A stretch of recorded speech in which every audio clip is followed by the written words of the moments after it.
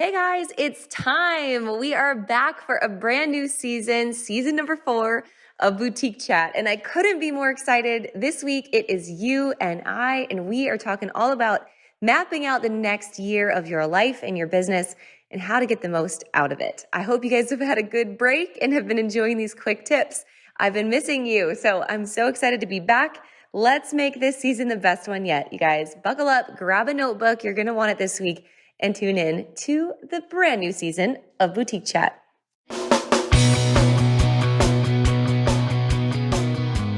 Let's talk about your business, strategy, and the juicy details of what actually works, from mainstream fashion to fashion on Main Street and the entire ecosystem behind it. How do we scale your company and do it with the balance and the happiness that we all seek? Let's hear from those insiders, experts, and strategists that actually make it happen. I'm your host, Ashley Alderson from the Boutique Hub, and I can't wait to chat. Hey, you're back. I am so glad you're back. Welcome to the newest and latest season of the Boutique Chat podcast. Man, it feels good to be back, you guys. I just want to start the season by saying this. We ended last season hitting 1 million downloads on this podcast, which absolutely blows my mind. But what that tells me is you found enough value that you came back week after week and continue to listen. And that means more than anything to me. The fact that you have put your trust in me to bring you news and education and interviews and tips and all the things to help you grow your business, that is what I was put on this earth to do. So welcome back. Thank you for supporting this show, and I cannot wait to dig into a brand new season with you. So to kick off this season together, here's what I am so excited about today. As we launch the season, it's the start of a new year, and there is never a more exciting time to look at how we're going to start this new year fresh and make this the best year yet.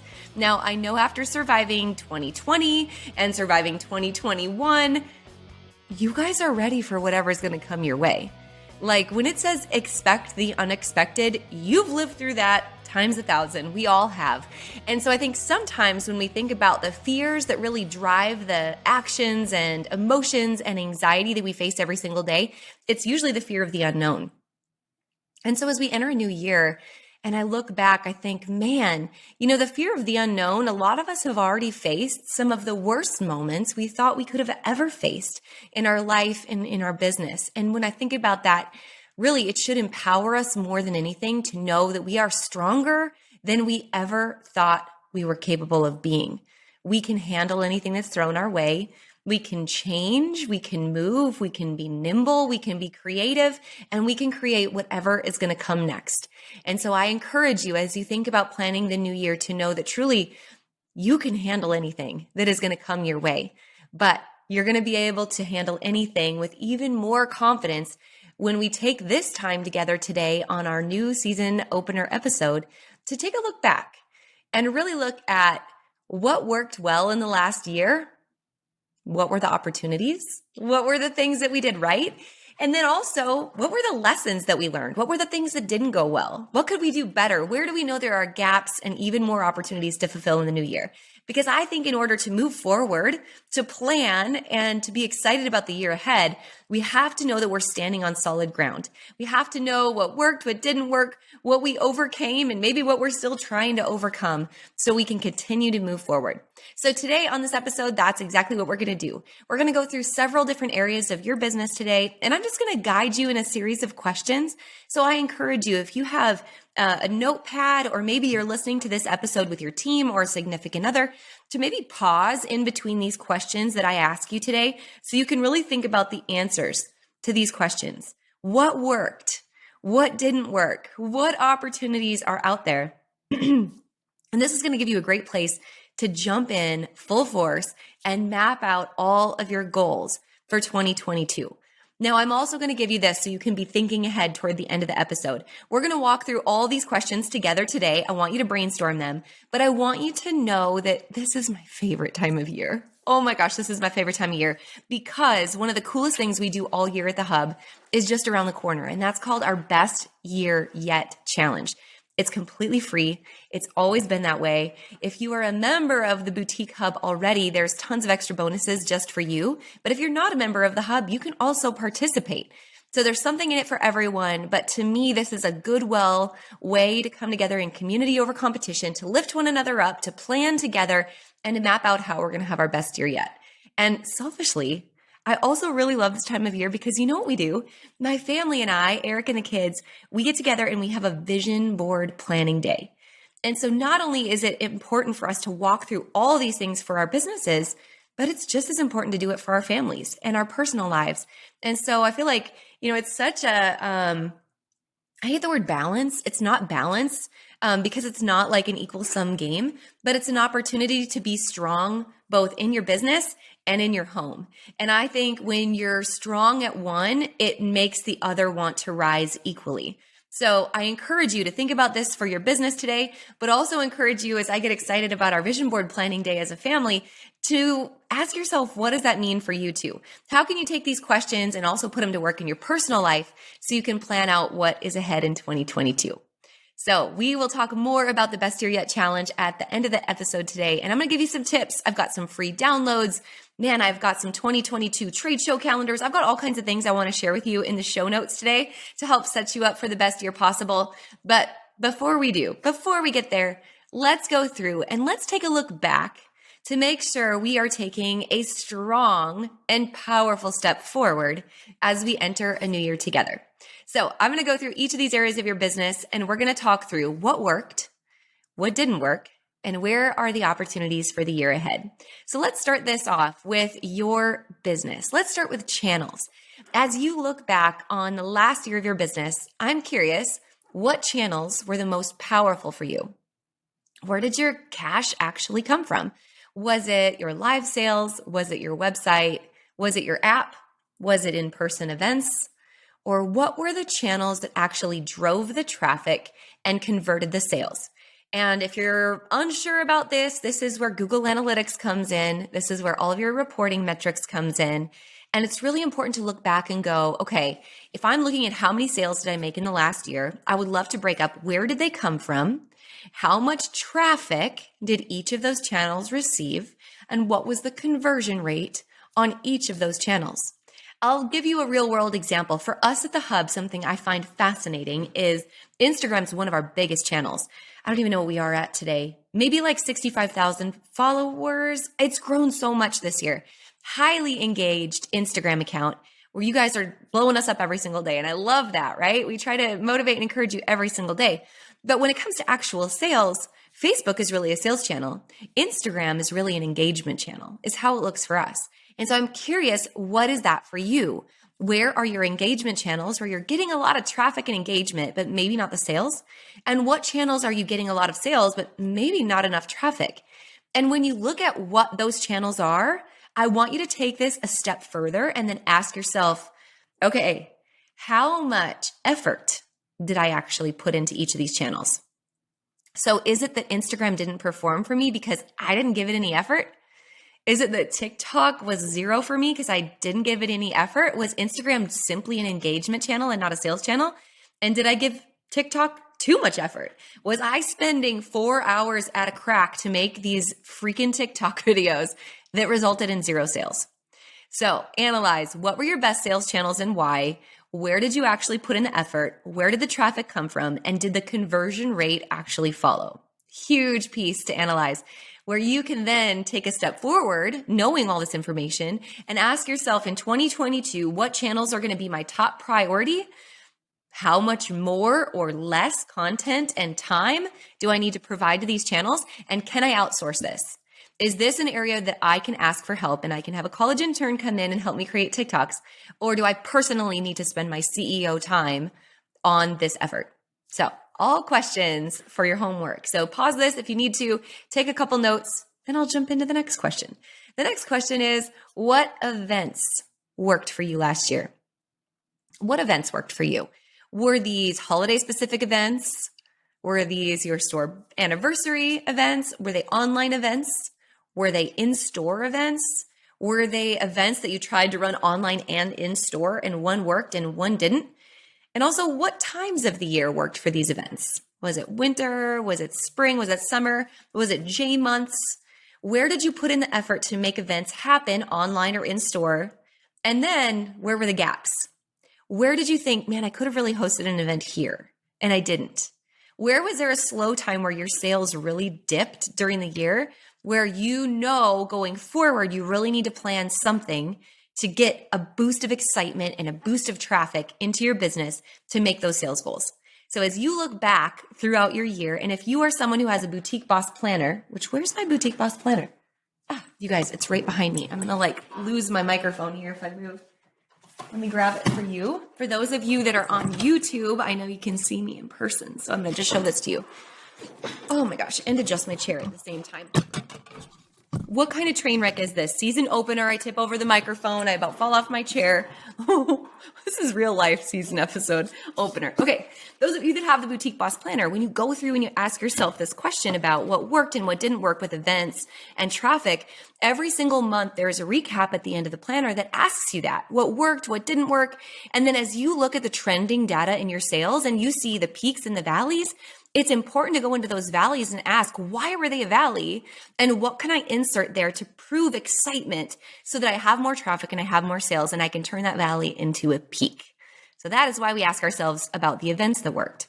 All right, next question related is what promotions worked in the last year?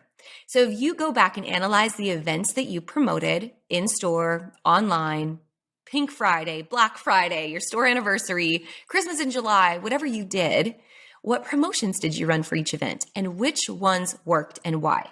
Now, here's the real question, and I think this is where rookie mistakes happen. So those of you that are rookies, listen up. Success is not sales. Oh, mind blowing. I know it. Success is not sales. Success is profit.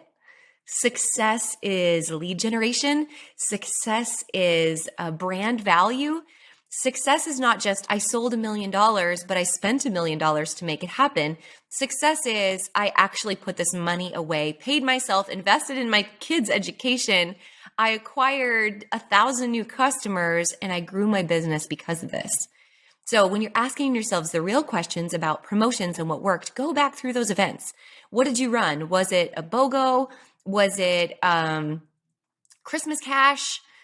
Was it a percentage discount in an overstock category that you had? What actually worked? Because I guarantee as you go back and look, the times that you were so tempted to run 30% off store-wide, you sold the diamonds with the dirt. And yes, the sales number looked good, but how did the margin number actually shake out? And then what actually sold? Was it the old overstocked inventory you needed to move, or was it the brand new good stuff that you could have sold at full price a week later? So analyze what promotions actually put cash in the bank last year. Next question to analyze, what inventory worked last year? What sold? What were your top selling products? What were your top selling categories? What were your top selling brands? What were your top selling sizes? What actually worked? And then what didn't sell?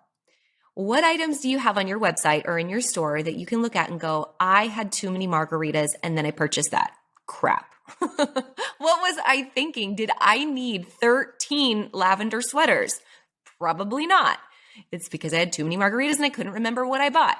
So opportunity is, how can I invest smarter next year? What would I do different with my inventory? Is there a brand that is just not cutting it for me? If I go back and I look at my inventory return rates, where am I finding quality issues? If I go back to comment sold and I look at what did people automatically get on the wait list for, what do those items have in common? If I'm on Shopify and I go to my reports and I look at what were people searching and clicking on but not buying, why is that? Why is that? So what inventory worked? What inventory didn't work in all those different classes, sizes, brands, vendors, all of that? And then how am I going to structure my investment strategy, which most people would call buying?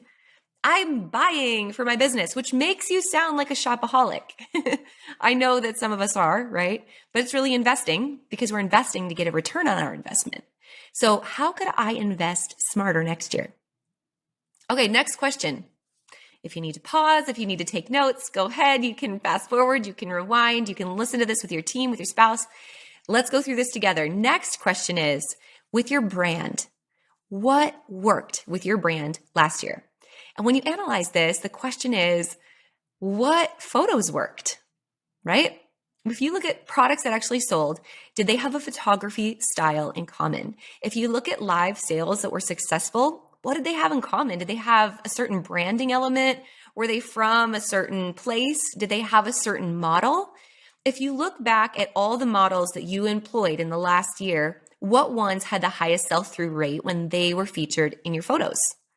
That's important to analyze.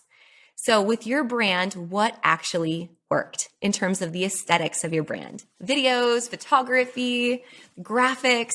If you look back at the quotes and memes and the graphics that you shared across social media, which of them were most successful and why? What did they have in common? What actually worked with what you posted on social and its aesthetic last year? And then finally, how about post volume and timing? What really worked to build your brand? If you look back at the months across the year, and again, this is something, if you have a planner, you are able to analyze this month by month by month. And I look at, say, Instagram growth month over month. What months did I gain the most followers and why?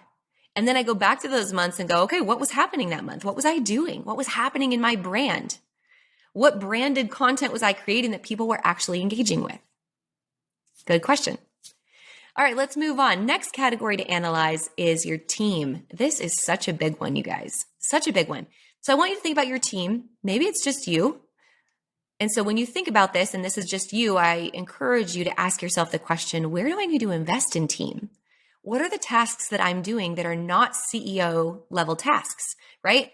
If I'm a CEO and I am doing $100 an hour tasks, what are the $10 an hour ones I can start to outsource so I can leverage money to create more time? Because money is an infinite resource. There's plenty of money to go around. But the only thing that we have limited access to is time. So we have to know, how can we leverage money to create more time to accomplish more tasks, which create more money? And this is the cycle of how we scale a business. So when you ask as a team and you're a solopreneur, where can I invest in more team? When you ask as someone who has employees, who has team, I want you to go through and look at your team, how it's divided up. Where are my A performers, B performers, and C performers, right? Where is the strength in my business? And where are there gaps that I know I need to address, that I know someone maybe is not working in alignment with my core values? Maybe someone is not being the best versions of themselves. Maybe there's a crucial conversation I know I need to have, but I've been putting it off, right? Where is there an issue that we're not facing? And then I want you to ask, do I have the right people on the bus? Because as they say in Good to Great, if you guys have read the book Good to Great, such a powerful book, they talk a lot about, do I have the right people in the right seats? We can always have different seats arranged on our bus, right? But the most important thing is to hire for the people first. If the people are right, we can put them anywhere in our business. The seats can always be arranged. So when we're hiring, we aren't hiring for position. We aren't hiring for a seat on the bus. We're hiring just to get you on the bus and then to put you in the right seat going forward. I always think about this at the Hub in terms of a puzzle piece. Our team is constantly evolving with these puzzle pieces. You know, someone may have this position today, but as we go along and we have more time with that person, we can refine that position to say, you know what, it would be better if we took this off your plate and moved it over here to so-and-so because they have this skill that's really been evolving. And then it can allow us to, you know, move something else onto your plate that really needs to be developed. So where is there strength-based leadership opportunity to make sure we have the right people on the bus and our people in the right seats on the bus? Next question, next area to analyze this year is our operations and our systems. And I think this is a very unsexy word. It's a very unsexy thing that people don't talk about on Instagram, but this is critical and central when it comes to growing your business in the new year. So I want you to think about, what systems did I put into place that worked really well in the last year? So this might be systems around shipping, receiving, who's doing vendor follow-ups or taking in returns or sending back for quality issues, who's doing product uploads to my Comment Sold or my Shopify, who's managing customer service and what processes have we implemented there, who and how are we maximizing on our live team? Is the process of going live broken, or have I really improved that in the last year? How about going to market? Is there a process or a system around going to market and how we buy, how we invest at market that we've really improved in the last year? My buying plans, also my social media plans. how we plan and schedule and create social content.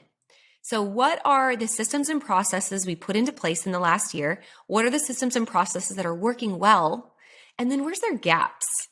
Where is there this constant, oh, man, that takes a lot of time. Oh, man, there's always an issue with that. Oh, man, I always have to go back and fix that.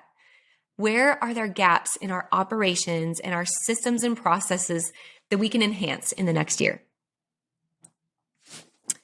All right, last category I'm going to ask you to review today, and that's financial. The financial aspect. This is huge, right? This is the fuel that drives everything. So when we think about our financial outcome of the last year, it's not just about what did I sell last year. If we are only judging our success in 2021 on a final sales number, and if we met this pie in the sky goal we set for ourselves, we're failing. I'm here to tell you that there's so much more to your business than that sales goal. Again, I know I said this already in the podcast, but I have seen so many boutiques say, oh my gosh, I sold $1 million this year. This is amazing. And then I ask, okay, well, how much did that cost, right? What was your profit margin at the end of the year? Oh, well, it cost me $950,000. So maybe I walked away with $50,000 at the end of the year after I sold $1 million. Oh, man, is that really effective? Or could I have a business that's selling $250,000 a year, but I'm actually profiting $100,000 of that, right? So profit margin really is the metric we're after. So when I ask you to look back at your financial systems, processes, outcomes, here's where I want you to kind of like deep dive and like think about what worked last year and what didn't work last year. So the first is, let's start at the very ground level basics, our bookkeeping systems. Was it QuickBooks? Was it how we were importing payments from Stripe and PayPal and Comment Sold into QuickBooks? Was that efficient? Did it work? Were there gaps, or was there something holding us back last year? Was there something holding back the amount and quality of information we could get about our financials last year because these systems were broken? And then our bank accounts. Did we have the right bank account set up last year? Did we have relationships with bankers set up last year? Did we have the right line of credit set up last year? Or did we rely on PayPal Capital, Stripe Capital, terms and conditions from wholesale marketplaces to fuel our business? And then when we wanted to apply for an EDIL loan or a PPP loan coming off of the pandemic, and we had to prove that we had a relationship with a banker to apply through a bank to access that free money, because it was free money, did we have one? Or was there a missed opportunity because we did not have our financial institution set up properly? So where is there an opportunity for you to really build a team around your financial process that can set you up for growth and not just the size of business that you're at today? So is that a banker? Is that an accountant? Is that a bookkeeper? And then when you think about that team, how did you interact with that team throughout the year? Is there a way to improve that process and that relationship? Was this a relationship with an accountant who you basically threw a bunch of receipts in a shoebox and sent to them quarterly? Because if that's it, that is not how we run a business. If we want to have a soundproof business that can really grow and scale, and we can work proactively instead of reactively, then this is something where we need to have a definite relationship with a bookkeeper or someone on our team who is acting as a bookkeeper, who every single month is making sure QuickBooks is up to date and is spitting out reports for us to read and analyze so we can adjust and understand, is this budget versus actual? How are we actually performing based on our projections for the year? And I can adjust on the fly and move forward into the next month. But if we are not getting that information back because we're not putting that information in a timely manner, we are flying this plane blindfolded. Totally blindfolded. So where is there an opportunity to improve the operation around your finances? And same is true for your accountant. Is this someone that you're just going to at the end of the year and saying, okay, file my taxes. Let's see what we owe this time, okay? No, an accountant should be someone who actually acts as a counselor in your business.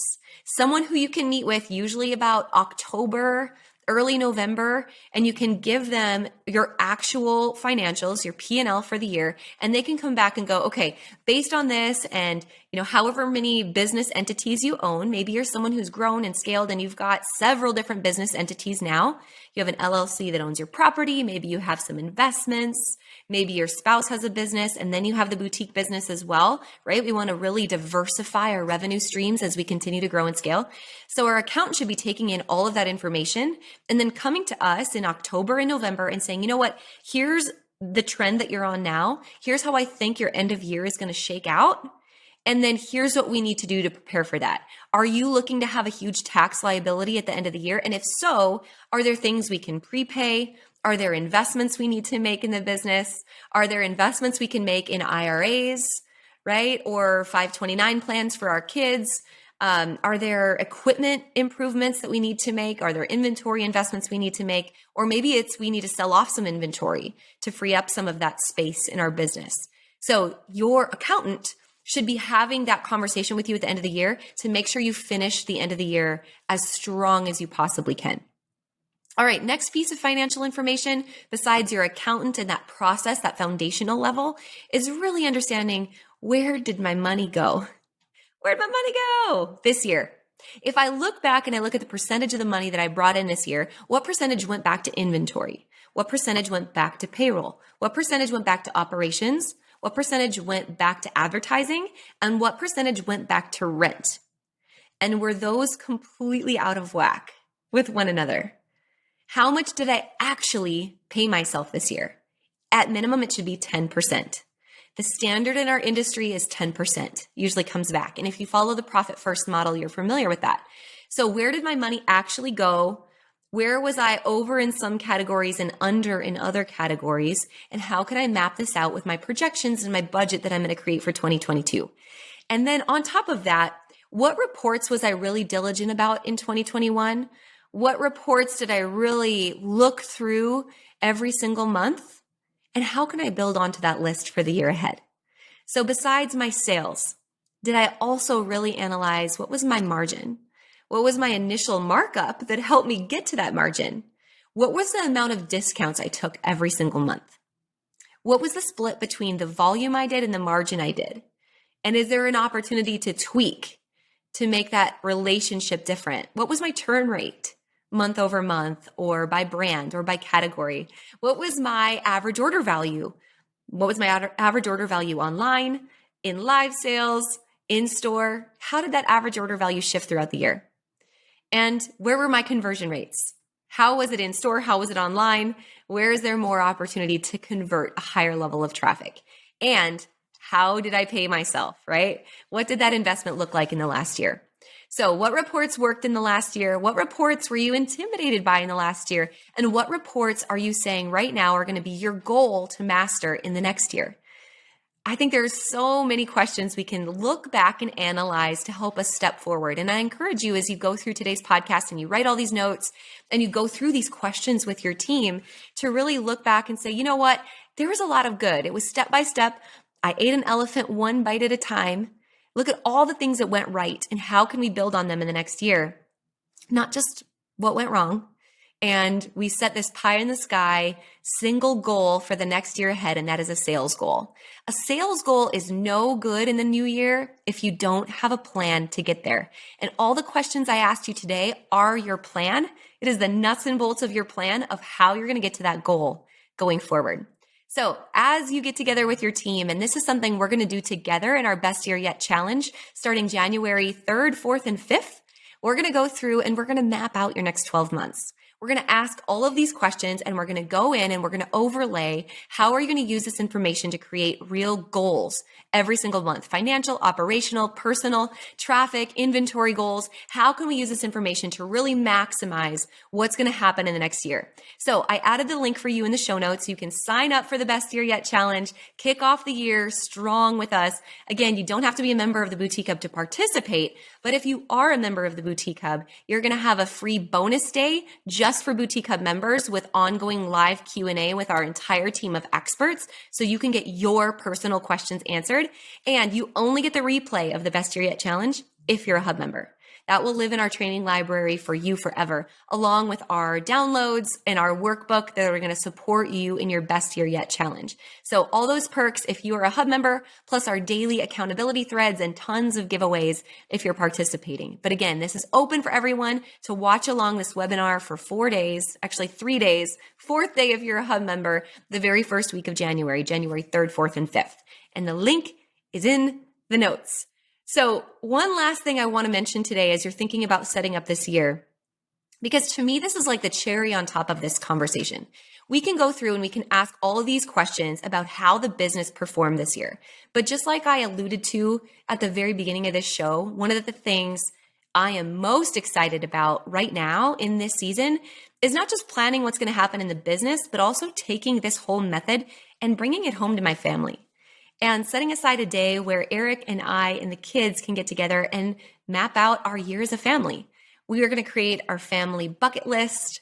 We're going to create our family vision boards and our individual vision boards. We're going to talk about what worked in the last year as a family and what didn't work, right? Where we had some major blow-ups or issues happen this year, and how we're going to live as individuals and as a family going forward into the new year. And so as you're asking all these questions, I encourage you to do the same thing with you and your family, but also you individually. Because to me, success and how we look back at the year that we just went through together, it's not about the metrics and the things we achieved in the last year, right? It's really not about that. It's about how I felt in the quiet moments of the last year. And as I go forward into the new year, I don't ever want to set the expectation that I will feel joy, I'll allow myself to feel joy when I blank, when I achieve this, when I accomplish that, when this project is complete, when that number is met. It seems like in our society, we are so quick to kick the can down the road of joy and happiness, to be just on the other side of the next thing we're working on. And then we get to the next thing and we kick the can yet again. And there are so many of us in business as entrepreneurs that are walking around in a really deep and heavy sense of sadness and loneliness and emptiness because we never allow joy to be a part of our day-to-day life. And so personally, I want to share this with you this year. This is really important to me because I've meditated a lot on what does this mean to me going into the new year. And I always create a new word for the new year. This is like how I'm going to live with intention in the new year. And to me this year, my word is joy. And it is to do all things with joy, right? In the quiet moments, in the little moments, in the smiles, in the car rides to school, in the team meetings, and the sledding trips that our team makes when they're at our house at midnight, just having fun. Joy is in every single moment. It is not on the other side of an achievement. So no matter the size of your business, no matter how experienced your business, I just encourage you to look for joy in all of the right places and know that joy is not a number. It's not if you're $1 million boutique or a $20 million boutique or a $10 boutique.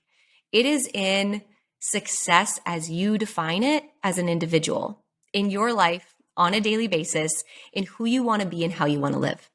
So with that, you guys, this is going to be your best year yet. And I'm so glad, I'm so thankful, I'm so blessed to be able to be on this journey with you. So again, thanks for showing up to our season opener. Thank you for supporting us the entire last 3 seasons of this show. Thank you for being a part of our community at the Boutique Hub. We take so seriously the opportunity that we have to serve you every single day. And I can't wait to be back every single Tuesday to share this journey with you. So cheers. Let's kick off a brand new season of the podcast and a brand new year of your life to what is going to be your best year yet. Thanks for hanging out with me today, guys. See you next week.